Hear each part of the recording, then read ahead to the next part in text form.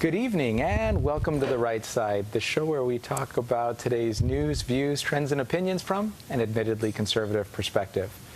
I'm your host, Chris Pareja, and this evening we're joined by Dr. Beth Haynes. She's the Executive Director of the Benjamin Rush Institute, a healthcare policy expert and advocate, and we're going to be speaking with her a little bit this evening about Obamacare, the Affordable Care Act, and other things regarding how things may roll out for us in healthcare in the country over the next several years. Beth, thanks for joining us. Thanks for having me. So tell us a little bit about your background and how you got involved in wanting to analyze policy that other people just are afraid to even look at because it can be daunting. It sure can be. Well, I've always been interested in economics and politics and really the ethics behind both of those fields, even during my medical training. So I trained initially as a family practitioner, did that for 1 year and then moved out to California, worked some rural ERs and fell in love with emergency medicine, did that for 20 years. I took a break to take care of some terminally ill family members, as well as was homeschooling my kids at the time. And when I started to get back in, I was going to do a cash practice in palliative care, and they passed the Affordable Care Act. And when I just couldn't even believe this country would consider that type of piece of legislation, let alone pass it, and was completely appalled by the lack of discussion anyone had on any side about how it was going to affect the doctor-patient relationship. And it was so clear to me that it was going to just drive a huge wedge between the doctor and the patient. And that's bad for patients, it's bad for doctors, it's bad for healthcare. Yeah. And so I wanted to just, instead of going and helping a few patients in my local community, I wanted to really do whatever I could to at least upgrade the conversation that we were having about healthcare in this country. Right. Well, you called it a piece of legislation. Others have called it a piece of something else. But tell me a little bit about some examples that caused you particular concern and how it was going to depreciate the quality of care. Well, nobody really was happy with what was going on in the United States at the time before Obamacare. Something had to change. We were seeing costs keep going up, and the two main economic actors in that transaction of the doctor and the patient knew the least about the cost. They were protected. Nobody cared about that. So people were making decisions that really were not cost-effective, value-oriented. And you could see that happening, and a lot of that had to do with how much third-party payers were being involved, both government third-party payers in Medicare, Medicaid, and the variety programs that they have, but also the way the insurance has been encouraged to be very robust first-dollar coverage, and that with the third-party payer getting in between the doctor and the patient, we were already having trouble with that. And Obamacare took what was wrong with that previous system and doubled down on it. They gave more power to the government third parties. They gave more power to the insurance as third parties, and they gave much less control and choice to individual doctors and patients. Right. And we're spoiled in this country. We expect that the doctor and the patient are going to be able to get together and going to be able to provide the service that is desired, whether sometimes it may be less necessary than others, but people like those choices, and you were seeing limitations or barriers being put up for that. Right. There's more hoops that doctors have to jump through to be able to get the patients the kind of care that they want, to talk to the payers. Again, it has to be paid for somehow. Right. Nothing's for free. Right. But the control has been taken more and more away from the doctor and the patient. A lot of that's because so many of the dollars are being funneled through these premiums, through taxes, rather than keeping it at a much more normal kind of interaction, right. Economic interaction. And what's interesting is we're talking about paying for health care benefits. And we had an interesting discussion right before the show about, people think that health insurance is the only way that things are going to get paid for, but you were delineating a little difference between health care insurance and then some of these other programs that are out there that really aren't insurance, but people assume are. Most of what we call insurance isn't insurance. I mean, there's no homeowners insurance crisis in the country, and part of that is because it's actually insurance, and we don't have healthcare insurance. Insurance is supposed to protect you against catastrophic, rare, unusual, unpredictable events. That's how we pay for auto insurance, homeowners insurance, all those things. And you hope to goodness you never have to use your insurance. Because that means something terrible has happened. And just like we don't pay for oil changes with our auto insurance or our yard care through our homeowners insurance, there's these routine interactions between a doctor and a patient, predictable, small cost items that are no longer small cost because of being put through the insurance mill and all the administrative costs that gets added onto that. Right. And you talk about the administrative aspects. You talk about the increased cost. Is one of the things that you're fighting for in all of your policy analysis, have you come up with ways to possibly reduce the administration and cost, or have you put thoughts out there? I know you don't necessarily write policy, but... No, but one of the concerns I have about the Affordable Care Act is it basically says if you want to avoid the tax penalty, you can't just purchase catastrophic care. You can't just purchase real insurance. You have to have this very bloated, exaggerated coverage package that actually makes, the biggest part of the problem was causing healthcare costs go up. And keeping it so nobody knows what anything actually is costing them at the time of the point of decision of making is this worth it or not? Is this the right use of our resources? So I just lost my train of thought. No, that's okay. We'll have that looked at medically, and you'll be billed heavily for it. It'll be fine. So, a question then. You know, you've been analyzing some of the various programs that are out there, and I know that they can get blurry when you're trying to figure out who does what. So there are things that what we can do. There's an exciting new thing that if we just don't crush it, if we allow it to happen, called direct primary care. It's a form of membership medicine. So there's concierge, where you pay for extra access, but you're also paying your insurance premiums and so forth. And then there's direct primary care for $50 a month. You can go and have 26 office visits a year to see your primary care doctor. Everything they do in their office is at no extra charge. And that could be things like stitch repair. That could be EKGs, uncasting a broken arm. All sorts of things that your primary care doctor could do would be no extra charge to you. It's incredibly affordable. But you also need that catastrophic insurance, which has, in a sense, been outlawed, to have that full package. There's some creative ways that we can get around some of that, working with employers who self-fund, designing that package, combining it with direct primary care. But that's one of the really exciting options, that what we want to do is make sure those things are allowed to really blossom and flourish. So it sounds like you're interested in free market solutions and having people just have an affordable relationship with their doctor. Crowdsourcing the problem. Instead of having a group of experts, so-called experts, trying to come up with a plan that is going to work for the rest of us. Right. Really allowing all these entrepreneurs loose to invent, experiment, to have doctors and patients be able to contract together of what kind of care, what's most valuable to them. What are the services? There's one doctor up in Oregon that held a medical town hall, Pamela Weibel, and just said to her community, what do you want from me as a doctor? And she built her whole practice around that. And then she was quickly outlawed afterward? She's not outlawed, but some, you know, I don't know if she takes insurance or not, but my guess is a lot of these more innovative physicians are not taking insurance because of the cost and the hassle, and it becomes so much more expensive. Most doctors that quit taking insurance have their overhead drop by 40 to 50%. And so they can reduce their costs. Absolutely, absolutely. Or increase the time that they spend with you.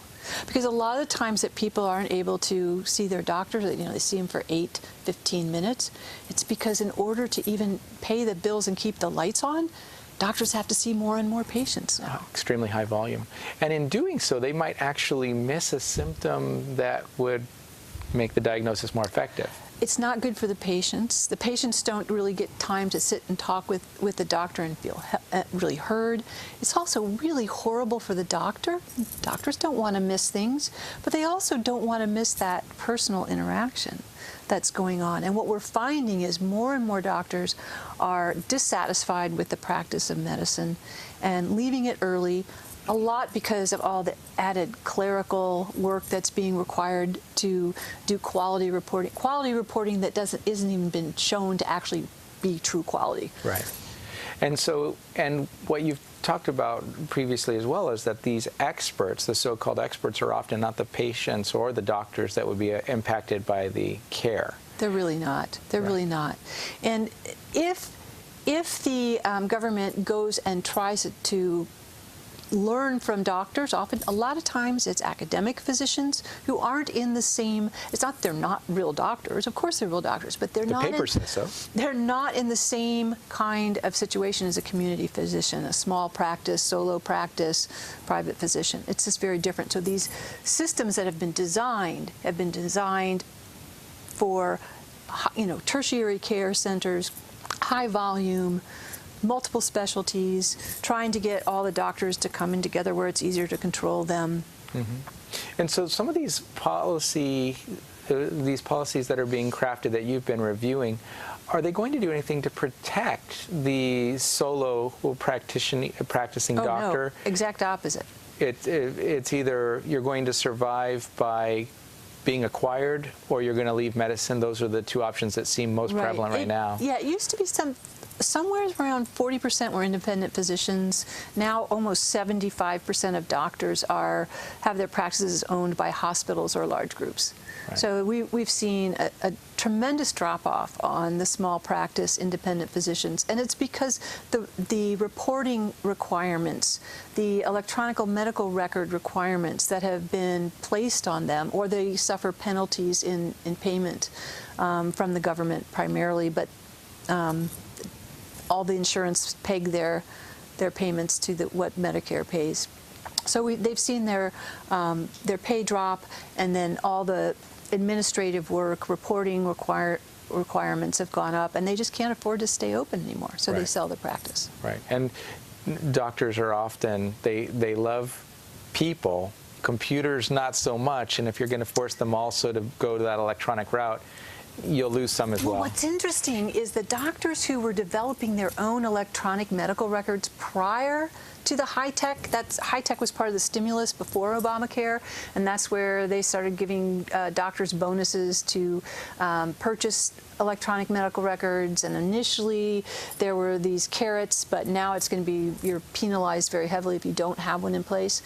But the doctors that built or purchased the electronic medical records prior to all the requirements that came through that legislation love them because they were built around the clinical practice. Or if you talk to doctors who are purchasing electronic medical records within this direct primary care system, those systems, they don't have to report to the government. They don't have to report to insurance companies. So it services the doctors and the patient's communication. They love it. The problem with electronic medical systems and why so many doctors hate them is they're really, again, they're reporting quality measures, they're billing instruments, and doctors have become clerks. Right. 50% of a doctor's day is typically spent doing paperwork, which includes, of course, the electronic medical records now. So tell us a little bit about where Dr. Beth ends and where Benjamin Rush Institute begins, or how intermingled are they in the things that you do? I mean, these are a lot of the things that you've seen out there. Yeah. Talk to us about the Institute and what you're fighting to do through the Institute. Sure. So I'm not seeing patients anymore because, again, I saw that probably the biggest danger to people's health now is really the trend in healthcare policy. And then I got the offer to go work with medical students. And I'll tell you that medical students are bright, are enthusiastic, they're full of energy. They're still in the stage where they have the energy and the interest of wanting to change the world and take on the world. Until the government comes in and smashes them. But they see their older colleagues getting beat down, and they're thinking, and most physicians would not recommend to their own children to go into medicine because of the changes that have gone on. But these students are really interested in looking for solutions. So Benjamin Rush Institute works with medical students to help them set up chapters on their campuses, and we support them to bring in speakers, to hold debates, have panel discussions about all the aspects of medicine that's not medicine, because they're not taught healthcare policy, they're not taught business in medical school. They've got a full curriculum without it. So the students will come across us word of mouth, or they'll get so frustrated because the little bit of policy that they get in their schools is all the government is the full answer. And so there's conservative libertarian students that say, I know there's more to it than this. And we support them bringing that information onto campus because it doesn't exist without us. And so how does it work for them? Do some of them end up going more in advocacy direction once they get bit by the bug that's gotten a hold of you? Or do they just usually do this after hours to fight for the practices that they're trying to found to have a playing field that they can succeed on? It's a mix. Okay. It's a mix. So there's some of the students who first learn about the direct primary care through the programs that we put on, or programs like Keith Smith's Surgery Center of Oklahoma, which is a cash-based ambulatory surgery center, where he has his prices like 1/10 to 1/7 of what the typical general hospital, not-for-profit down the street would be charging. They learn about this. They're exciting. It's high quality, it's low cost, and it's a way for us to get out from underneath all those papers. So they get excited about that, practicing it. Some will do that. How does that, I'm just curious, how does that doctor do what he's doing? Are you able to tell us at a high level? Is it a Willy Wonka secret recipe? He says, so he's an ambulatory surgery center. Mm-hmm. It's physician-owned. And they take cash. Now, patients can come and they will submit the bill to their insurance. Keith's website has the prices. It's a bundled price. You say, I need to get my shoulder repaired, press on the shoulder. It'll give you that bundled price. And you go there, and that's the facility fee, the anesthesiology, the surgeon, everything you know up front. Right ahead. And he does it by, he has everybody that works there has an equity part of the stake in it. And so the janitors to the OR nurses, everybody, and they just work together as a team to make it as efficient and pleasant. I mean, you walk in the waiting room and it's like somebody's living room, and it's just so inviting, and they have these special ways to handle kids to make it as low trauma as possible. And I mean, just the whole system is slick, and he keeps his costs really low. The other guy that's doing that is Debbie Shetty, who has got what is it, the City of Hope, or oh gosh, it's down in Cayman Islands, and he developed really efficient, high quality, low cost cardiac surgeries over in India because he wanted to be able to get something that the Indians could afford. Well, it's a doctor-owned facility. He can't build in the United States, so he built it in the Cayman Islands, and we have medical tourism there. So all is possible. Well, and that's the thing, is you would think, well, if it was possible, the government would have done it already. Well, that's not what I would think, but you know, people may believe that. So one of the deals that was made with the ACA was with the hospitals. And the hospital says, we'll come on, we'll take a cut in what we get reimbursed, but you need to keep these physician-owned hospitals out of the market. So no new physician-owned hospital is allowed to contract with Medicare. Any existing physician-owned hospitals who accept Medicare can't expand, or they'll lose their Medicare. So it was this real cronyism that has crushed that. Now, you can still exist. So there are physician-owned hospitals, but they can't take Medicare, Medicaid, any government dollars. And you have to report to the government whenever you want to put a new bed in a place or anything else, right? There are a lot of... So there's what is called certificate of needs, and not every state has this. And California, surprise, is actually one of the states that doesn't have certificate of need laws. But North Carolina, or... And explain what certificate of need means. So that means you have to go to the government to get permission to build a new hospital, to expand your hospital, to build a new X-ray facility. And part of that process is all of your competitors get to comment on whether they really need your services to come into the community or not. Nothing could go wrong with that scenario, and I'm sure everyone can play fairly, and there's nothing political that could be motivated through anything like that. Never. Wow. And so what are your predictions for this next year to 2 years, we've heard a lot of wrestling about will the ACA be squashed? Will it be removed completely? Will it be gutted and replaced? What do you think is really going to happen? And we won't hold you to a guarantee, but it'd be nice to... I have no idea. I have no idea. So the Republicans are saying repeal and replace. That's very easy to do when they knew that there was no way that that was going to happen with President Obama in office. Now the real... And I think nobody really thought they were going to get the opportunity either. This November's election was a surprise to everybody. So we went from just kind of how do we claw back at the margins to make the ACA more livable and less destructive to, oh my goodness, we actually can maybe get rid of this and start over. On the other hand, I read somebody saying the ACA is kind of like kudzu. Do you know what kudzu is? It just grows and grows and grows, and you can't maintain. It roots into everything. And there are some real people who've been helped tremendously by the ACA. The problem is you can't just look at that one window of the people that have been helped, because the vast overall behemoth of the ACA is destructive. But what are we also going to do about those people who have gotten coverage now that didn't have it? That will need to be addressed. How they're going to do that, I don't know. I think there's some key principles that we can follow to make it better, but yeah, I don't know. I think the funniest reaction is the third one you didn't mention, and that's the Republicans going, oh crap, we didn't expect that we would actually have to do something with these promises, and now they're going to have to deliver something. Yeah. And it's all over the map. Right. It's all over the map of repeal and delay. Just repeal it right away. No, you can't. We just still need to tweak it. And I mean, I just don't know how those discussions are going to turn out. Okay.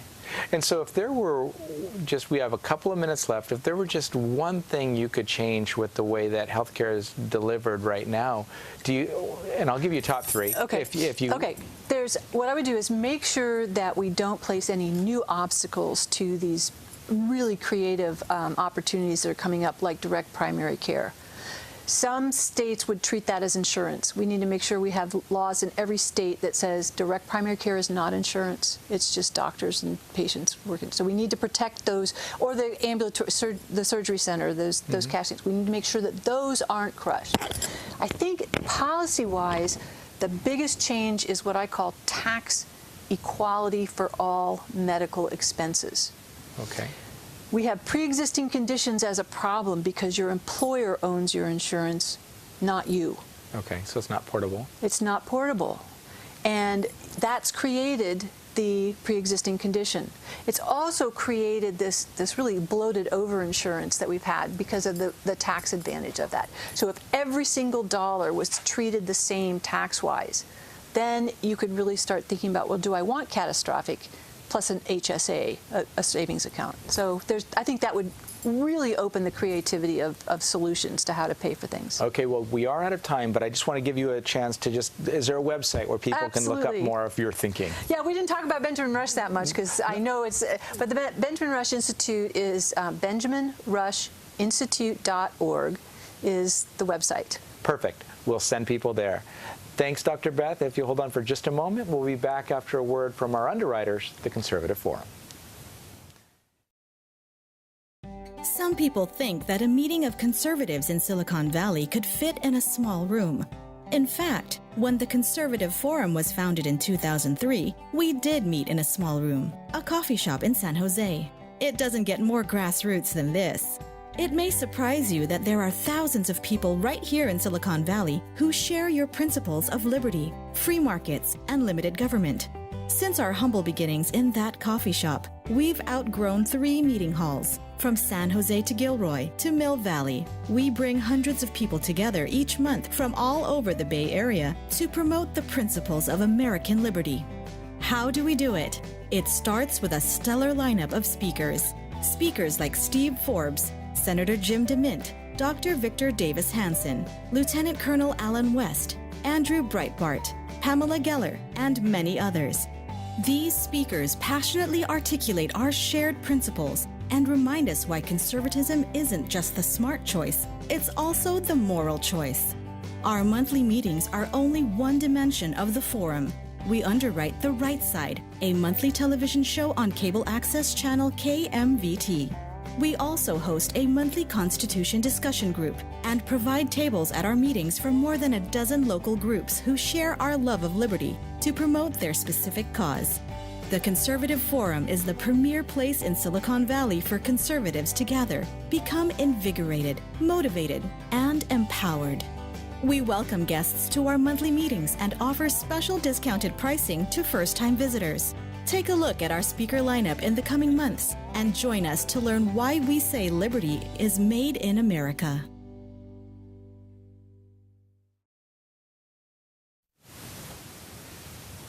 And that was a word from our underwriters, the Conservative Forum. We appreciate them greatly. They've actually made this show possible. This is the first show of the 6th season, and they've been with us the whole time, and we appreciate them tremendously.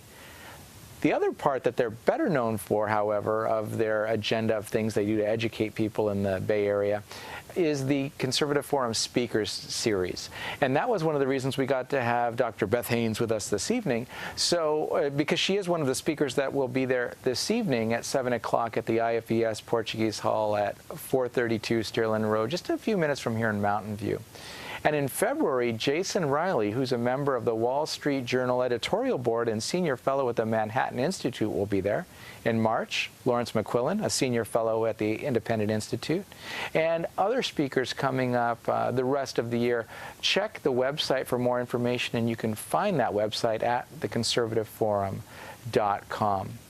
In closing, I'd just like you to take a few minutes, if you can, to visit the Benjamin Rush Institute, partially because we didn't get enough time to cover all of the information that's there that Beth had alluded to previously, but also you'll get more samples of her thinking and of her team's thinking and policy that you may want to pay attention to make informed decisions about who you need to harass and which office to get things done the way you'd like to see them done for improved quality of relationship and patient care in the medical space. On that note, I'd like to thank you for joining us. This has been the Conservative Forum. I'm your host, Chris Pareja, and I'll look forward to seeing you again in person or on the show sometime soon. But if you just can't wait, reach out to us at therightsidetv@gmail.com, and we'll try to answer any questions you have, catch any flaming darts. We promise not to throw them back, but we'll try to get anything that you need answered for you done as quickly as possible. Thanks again. Have a great night.